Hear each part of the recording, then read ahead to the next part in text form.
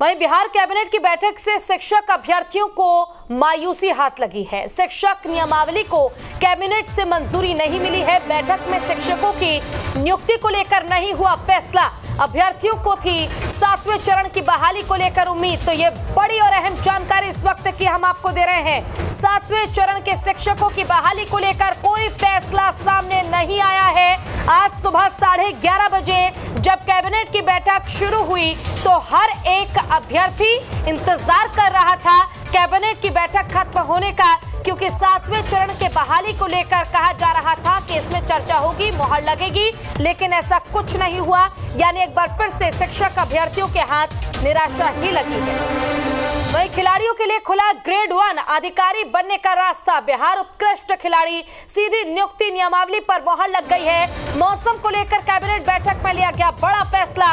America के NCAR के साथ MOU पर लगी मुहर। तकनीकी सहायता के लिए $50,000 का भुगतान होगा। कोहरे और शीतलहर को लेकर समय रहते मिलेगा अलर्ट। NOU के भवन निर्माण के लिए 120 करोड़ रुपए मंजूर किए गए। दिव्यांग स्टूडेंट्स के लिए ट्रेन टीचरों की होगी बहाली। कैबिनेट की बैठक में 270 शिक्षकों के पद पर मंजूरी मिली। तो देखिए, फिलहाल अभ्यर्थियों को 7वें चरण की बहाली की उम्मीद थी कि इस पर चर्चा की जाएगी, लेकिन फिलहाल बिहार कैबिनेट की बैठक में शिक्षक अभ्यर्थियों को लेकर कोई चर्चा नहीं हुई। सिर्फ और सिर्फ जो शिक्षक अभ्यर्थियों के हाथ लगा है वो है निराशा, वो है मायूसी, जिसका इंतजार शिक्षक अभ्यर्थी कर रहे थे। और ये वेट किया जा रहा था कि जब खुद शिक्षा मंत्री प्रोफेसर चंद्रशेखर ने कहा है कि नियुक्ति को लेकर चर्चा की जाएगी, इस पर मुहर लग सकती है। इससे पहले यानी कैबिनेट की बैठक से पहले खुद शिक्षा मंत्री ने ट्वीट किया था, लेकिन ट्वीट करने के बावजूद सिर्फ और सिर्फ निराशा हाथ लगी। ज्यादा जानकारी के लिए हमारे साथ हमारे संवाददाता आदित्य झा जुड़ गए। आदित्य, कैबिनेट की बैठक तो हुई, लेकिन जिसका इंतजार था, शिक्षकों की बहाली को लेकर मुहर लगने की उम्मीद थी, सिर्फ और सिर्फ उन शिक्षक अभ्यर्थियों के हाथ निराशा ही लगी है।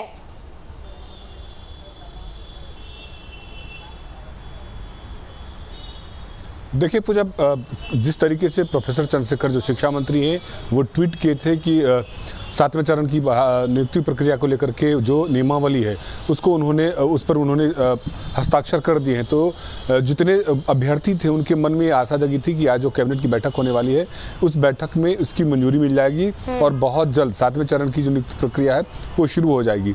लेकिन आज की कैबिनेट की बैठक में इसको नहीं रखा गया। कारण ये बताया जा रहा है कि शिक्षा विभाग ने जो नियमावली की मंजूरी दी है उस पर नगर विकास विभाग और ग्राम पंचायती राज विभाग, इन दोनों की मंजूरी मिल गई है, लेकिन वित्त विभाग की तरफ से अभी तक मंजूरी नहीं मिल पाई। यही कारण है कि वित्त विभाग की मंजूरी नहीं मिलने के कारण आज की कैबिनेट की बैठक में इसको नहीं शामिल किया गया। तो जो अभ्यर्थी हैं जो 2019 से लगातार संघर्ष कर रहे हैं अपनी नियुक्ति को लेकर के, तो उन लोगों के मन में था कि जिस तरीके से प्रोफेसर चंद्रशेखर ने ट्वीट किया था कि बहुत जल्दी जो नियुक्ति प्रक्रिया है वो शुरू हो जाएगी, उसके बाद से उन लोगों के मन में आशा जगी थी। लेकिन आज जब कैबिनेट की बैठक खत्म हुई है और उस कैबिनेट की बैठक में जब ये पता चला कि उस पर कोई चर्चा ही नहीं हुई क्योंकि वित्त विभाग की तरफ से इस पर मंजूरी नहीं मिली है, तो अभ्यर्थियों के मन को अब कुछ दिन और इंतजार करना पड़ेगा।